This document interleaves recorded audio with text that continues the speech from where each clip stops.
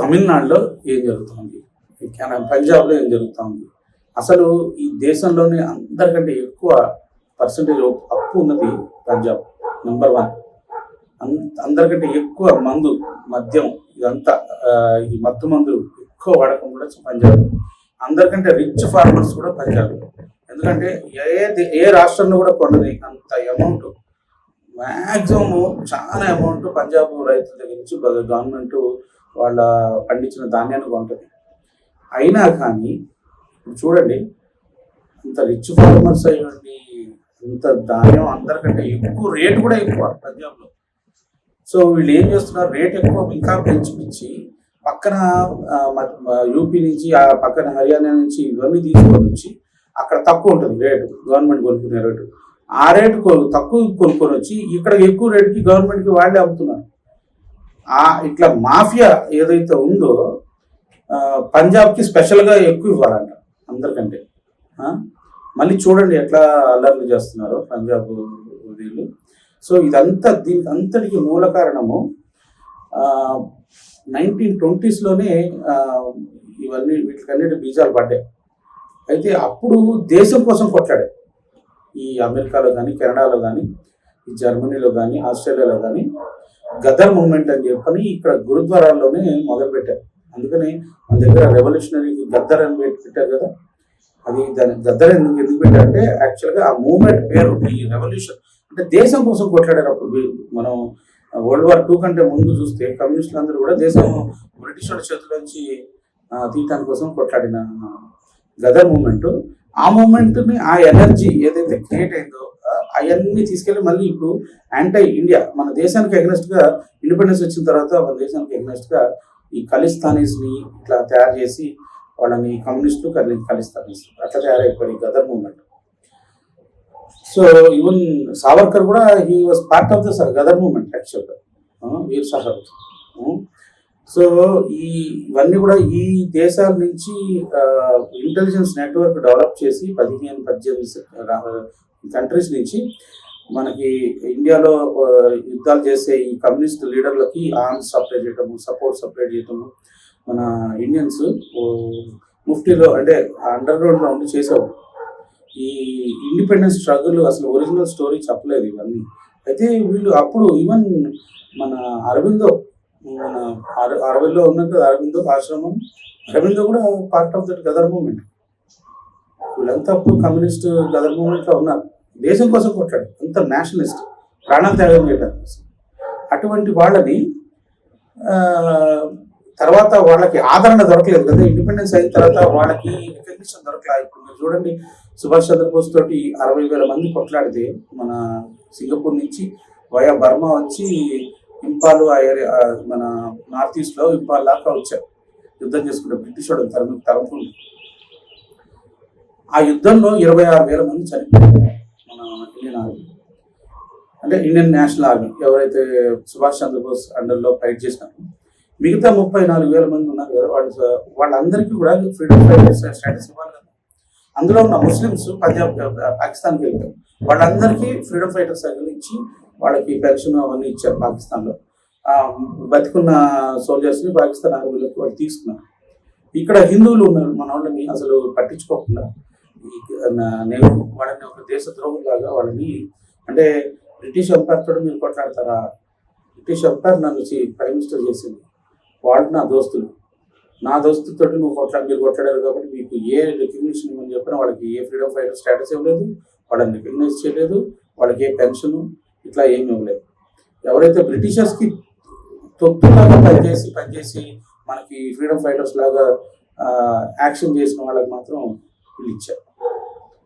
అంటే ఎండ్ ప్రజలకు తెలియదు. ఇదంతా కూడా గాంధీ ఆధ్వర్యంలో, నెహ్రూ, గాంధీ, మోతీలాల్ ఈ ఆధ్వర్యంలో జరిగిన కుట్ర మన దేశానికి అగ్నిస్ట్గా. వీళ్ళు అసలు దేశభక్తులు కాదు, వాళ్ళు బ్రిటిష్ తొత్తులు. సో ఈ తొత్తుల్ని మెల్లగా World War II తర్వాత స్టార్ట్ అయినప్పుడు ఈ కమ్యూనిస్టులని అక్కడ రష్యా కమ్యూనిస్టులు సపోర్ట్ చేస్తుంది రష్యా కదా. సో రష్యా ఏం చేసిందంటే, మాకు హిట్లర్ మమ్మల్ని అటాక్ చేసినప్పుడు మేమిద్దరం కలవాల్సి వస్తుంది, అంటే బ్రిటిష్ రష్యా ఇద్దరు కలిసి ఇద్దరితో కొట్లాడాల్సి వస్తుంది. సో అది కొట్లాడాల్సి వస్తూ ఉంది కాబట్టి మీరు కూడా ఇక్కడ బ్రిటిష్ తోటి కలిసిపోండి అని చెప్పని రష్యా వీళ్ళ మీద ఒత్తిడి తీసుకొచ్చింది. ఎవరు? ఈ కమ్యూనిస్ట్ లీడర్స్. సో కమ్యూనిస్ట్ లీడర్లు బ్రిటిషర్స్కి సపోర్ట్ చేయాలి అని చెప్పని కాంగ్రెస్ మీద కూడా ఒత్తిడి తీసుకొచ్చారు, ఆ కేఎన్ రావు వీళ్ళందరూ. సో ఈ పాలిటిక్స్ మనం అర్థం కావాలంటే, ప్రపంచ పాలిటిక్స్ అర్థం చేసుకోకుండా మన దేశంలో ఏం జరుగుతుంది, ఎవడు ఎందుకు ఇట్లా మాట్లాడుతున్నాడు, వాళ్ళ రూట్స్ ఏంటి, ఇవన్నీ తెలుసుకోవాలంటే ఇవన్నీ మన తమిళనాడులో Dravidian movements first justice party. అదే జస్టిస్ పార్టీ ఎక్కడి నుంచి వచ్చింది? అక్కడ ఉన్న రాజులు జస్టిస్ పార్టీ వాళ్ళ తొత్తులు, బ్రిటిష్ తొత్తుల్లో పనిచేస్తూ మొత్తం దోచి వాళ్ళకి వీళ్ళు ఎంతో కొంత పెట్టుకొని వాళ్ళకి 10%, 90% బ్రిటిష్ వాళ్ళకి ఇచ్చేసి దేశాన్ని అంతా పూర్గా చేసేసి వాళ్ళంటే జస్టిస్ చేస్తారంటే వాళ్ళు జస్టిస్ పార్టీ పెట్టారు. సో ఇట్లా ఈ ద్రవిడియన్ మూవ్మెంట్ కన్నా ప్రిడిసెసర్ జస్టిస్ పార్టీ. సో ఇంకా చాలా హిస్టరీ ఉంది, స్పెసిఫిక్గా మనం ఎప్పుడైనా డిస్కస్ చేద్దాం తమిళనాడు ఈ ద్రవిడియన్ మూవ్మెంట్ యొక్క ఇది. అయితే ఇప్పుడు ఈ పంజాబ్లో జరిగే ఈ అల్లర్లకి మెయిన్గా డబ్బు ఫండింగ్ జార్జ్ సోరోస్ ఇట్లాంటి వాళ్ళు ఫండింగ్ చేస్తున్నారని చెప్పని అందరూ అంటున్నారు. ఈ జార్జ్ సోరోస్ అనేవాడు అమెరికాలో ఉంటాడు. వాడు ఈవెన్ ట్రంప్ కూడా అన్నాడు, నన్ను ఓడించడానికి, నన్ను చంపేస్తాడేమో జార్జ్ సోరోస్, నన్ను ఓడించడానికి ఈ అల్లర్లు అక్కడ యాత్రలు చేస్తూ ప్రజలు ప్రొటెస్ట్ చేయడానికి జార్జ్ సోరోస్ వెబ్సైట్లో నువ్వు ఎంతమందిని తీసుకొస్తే నీకు ఇంత మనీ ఇస్తాను, వచ్చినోడికి అవర్లీ $1 ఇస్తానని చెప్పి డైరెక్ట్ ఓపెన్గా వెబ్సైట్లోనే పెట్టేశాడు అని చెప్పండి, జార్జ్ సోరోస్ వెబ్సైట్లో. సో అక్కడ వెళ్ళి అల్లర్లు చేసిన ట్రంప్ కింగ్నెస్ట్కి అల్లర్లు చేసిన వాళ్ళందరికీ చాలా డబ్బులు సంపాదించుకున్నారండి. అంటే వాడు వెళ్ళి ప్రొటెస్ట్ చేస్తే వాడికి ఇంత వస్తుంది, వాడిని తీసుకొచ్చినోడికి మళ్ళీ ఇంత పర్సెంటేజ్ అవుతుంది. ఇటు పంట లెవెల్ మార్కెటింగ్ మోడల్లో అల్లర్లు చేయడానికి కోసం ఎంతమందిని తీసుకొస్తే అన్ని పైసలు అని చెప్పని వాళ్ళ ఫ్రెండ్స్ని వీళ్ళని అందరిని తీసుకొచ్చి ఊరికే అక్కడ అరిచేది పోయేది, డబ్బులు వస్తుంది, అట్లా పంచిపెట్టాడు. సో ఇది జార్జ్ సోరోస్ అనేది మన ఇండియాలోని కాదు, వేరే దేశాల్లో, చాలా దేశాల్లో గవర్నమెంట్స్ని వాడికి నచ్చని గవర్నమెంట్స్ ఉంటే వాడిని పడేస్తారు. వాడడానికి ఎవరు ఉన్నారో మనకు తెలియదు as of. But final source వాడు నెట్వర్క్ ఆఫ్ ఎన్జిఓస్ పెట్టి వాడు ఒక ఎన్జిఓస్కి కొన్ని ఎన్జిఓస్ పంపిస్తారు, ఆ ఎన్జిఓస్ మళ్ళీ కొన్ని ఎన్జిఓస్కి పంపిస్తారు, ఆ ఎన్జిఓస్ ఇంకొన్ని ఎన్జిఓస్ పంపిస్తుంది. ఈ ఎన్జిఓలన్నీ వేరే దేశాల్లో ఉంటాయి, ఏదో ప్రాజెక్ట్ తరఫు నుంచి మళ్ళీ ఇండియాలో ఉన్న ఎన్జిఓలకి డబ్బులు పంపిస్తాయి. అట్లా కేజ్రీవాల్ కూడా ఫోర్డ్ ఫౌండేషన్ జార్జ్ సోరోస్ దగ్గర నుంచి ఫండింగ్ వస్తుందని చెప్పి చాలా మంది విశ్లేషణ చేస్తున్నారు. అందుకనే ప్రతి రిపోర్టరు జార్జ్ సోరోస్ ఏం చేస్తాడు నెక్స్ట్ అని చెప్పని. అయితే వీళ్ళ పప్పులు మోడీకి అగెనెస్ట్గా చేస్తున్నారు. వాళ్ళు చేసే డిమాండ్లు ఎట్లా ఉన్నాయంటే, అసలు ఫార్మర్స్ కోసం ఇస్తే దేశం అంతా గమనుంటే ఇంత పంజాబ్ ఒకటేనా, వాళ్ళే కదా రోడ్డు మీదకి వచ్చి గొడవ చేసింది. ఇప్పుడు కూడా వాళ్ళే చేస్తున్నారు, ఫార్మర్స్కి అగెనెస్ట్గా గవర్నమెంట్ ఉందని బయటకు బహిరంగంగా చెప్తున్నారు. ఇక మోడీ పాపులారిటీ పెరిగిపోతుంది, మనం అల్లరి చేసి మోడీ పాపులారిటీని తగ్గించాలని చెప్పారు. సో నెక్స్ట్ అందరికంటే ఎక్కువ అప్పు ఉన్నది రాష్ట్రం ఏంటంటే తమిళనాడు. తమిళనాడులో అన్ని ఉచితాలు కూడా అన్ని ఫ్రీ అని చెప్పి విపరీతంగా ఇచ్చి జనాన్ని అంతా సోమర్మూర్తులుగా చేయడానికి చేస్తున్న రాష్ట్రం కూడా తమిళనాడు. బాగా కష్టపడి పనిచేసే ఇది ఉన్న రాష్ట్రం. ఫ్రీబీస్కి అలాట్ చేసి అప్పులు తీసేస్తున్నారు. ఏదో ఒక టైంలో వాళ్ళందరికీ అప్పులన్నీ తీర్చాల్సి వస్తుంది. బేసికల్గా ఈ శ్రీలంకలో అట్లా ఇట్లా వీళ్ళంతా ఎంత పాకిస్తాన్ కానీ ఎలా బ్యాంక్రప్సీ సిచ్యువేషన్కి వెళ్తున్నాయి, ఇట్లాంటి రాష్ట్రాలన్నీ అట్లాగే అవుతాయి. నెక్స్ట్ తెలంగాణ, ఆంధ్ర కూడా పరిస్థితి అట్లాగే తయారవుతాం. అందరు భారాన ఏదో ఒక టైంలో ఇది గుడిబండగా తయారయ్యే అవకాశం ఉంది. అప్పులు చేసినప్పుడు యాసెట్ క్రియేట్ చేసి దాంట్లో రెవెన్యూ క్రియేట్ చేస్తే ఓకే, అట్లా కాకుండా ఉచితంగా ఇచ్చేసి మధ్యలో వీళ్ళు కావాల్సినంత తినేసి అట్లా చేస్తే రాష్ట్రం నష్టపోతుంది. సో కానీ అన్నవాళ్ళే ఇప్పుడు తమిళనాడులో భయంకరంగా రెవల్యూషన్ వస్తాం. ఎటువంటి రెవల్యూషన్ అంటే ఇప్పుడు చూడండి, కమల్ హాసన్ ఎంత యాంటీ మోడీ యాంటీ ప్లాట్ఫామ్ మీద ఉన్న కమల్ హాసన్ నేషన్ ఫస్ట్ అంటున్నాడు. ఇప్పుడు రాష్ట్రం కోసం పనిచేసే పార్టీలతో మేము ఎలా అవుతాం అంటున్నాడు అతను పెట్టిన పార్టీ. అక్కడ 50-60 పార్టీలు ఉన్నాయి తమిళనాడు. విజయకాంత్ పార్టీ అది కూడా మంచి ఒకప్పుడు బాగా పాపులర్ ఉన్న పార్టీని. సో ఇప్పుడు వాళ్ళు కూడా ఇప్పుడు బీజేపీ తోటి రావడానికి రెడీగా ఉన్నారు. విజయకాంత్ ఆల్రెడీ మాటలు నడుస్తూ ఉన్నాయి. సో ఇట్లా చాలా ఇప్పటివరకు దేశ ద్రోహులుగా అంటే దేశానికి అగ్నెస్ట్ గా పనిచేసిన పార్టీలు ఇప్పుడు బీజేపీ తోటి వచ్చి జాయిన్ అయ్యి నేషన్ ఫస్ట్ అంటారు. అసలు ఆశ్చర్యకరం. అసలు నిజంగా మనం భారతదేశంలో తమిళనాడులో ఉన్నంత హిందుత్వం ఎక్కడా లేదు.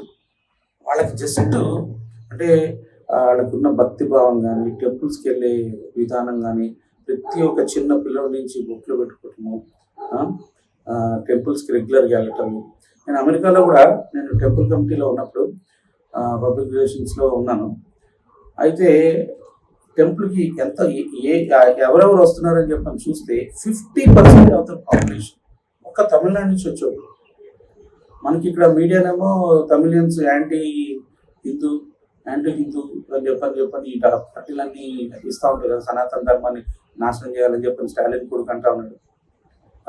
ఉదయనిధి కొడుకు స్టాలిన్ కొడుకు. సో తర్వాత కొంతమంది ఎంపీలు ఎమ్మెల్యేలు కూడా అట్లాగే ఇస్తూ ఉంటారు స్టేట్మెంట్. కానీ ప్రజలు ఎంత భక్తి భావము, ఎంత సిన్సియర్గా చేస్తూ ఉన్నారు. మొత్తం 50% వచ్చేవాళ్ళు అన్ని రాష్ట్రాలు కలిపి 50% ఇస్తే మీరు ఒకటే.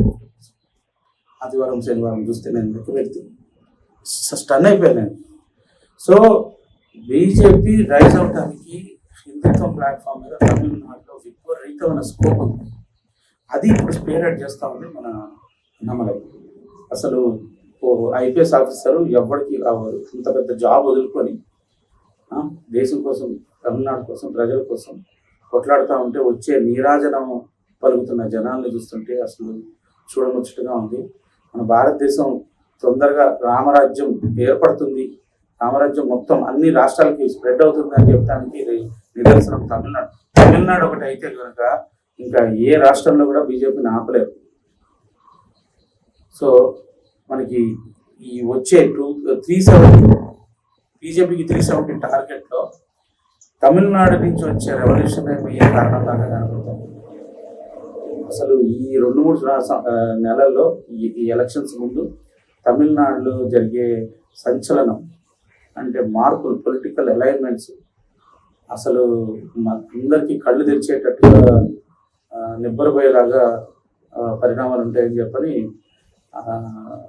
ఆశిస్తూ మీ అందరూ కూడా ఈ వీడియోని అందరికీ షేర్ చేసి ఈ ఛానల్ని మీరు సబ్స్క్రైబ్ చేసుకుంటే ఎక్కువ మంది మేము ప్రొడ్యూస్ చేస్తున్న ఇటువంటి కంటెంట్ వేరే ఏ ఛానల్ కూడా ఇంత డెప్త్గా ఎవరు ప్రొడ్యూస్ చేయట్లా కంటెంట్. సో మీరు అందరు కనుక సబ్స్క్రైబ్ చేసుకొని మీకు తెలిసిన ఫ్యామిలీ మెంబర్స్ అన్నిటికీ ఈ వీడియోని షేర్ చేయండి. సో ఇప్పుడు మాకు వచ్చే కొంది ఇప్పుడు ఈ ఎలక్షన్స్ వరకు వచ్చే కొంది మేము చాలా వీడియోస్ చేస్తూ ఉంటాం రోజు. ఈ పొలిటికల్ పరిణామాలన్నీ అన్ని రాష్ట్రాల్లో మనం విశ్లేషణ చేస్తూ ఉంటాం. అదే కాకుండా ఇంకా కొన్ని ప్రజల్లో చైతన్యాన్ని క్రియేట్ చేయడానికి కొన్ని ప్రోగ్రామ్స్ మేము చేయాలని అనుకుంటాం. మీరు అందరూ సబ్స్క్రైబ్ చేసుకుంటే మేము చేసే యాక్టివిటీస్ అన్ని మీ దాకా రావడానికి తొందరగా అవకాశం దొరుకుతుంది మీకు పంపించడానికి ఇన్ఫర్మేషన్. జై హింద్.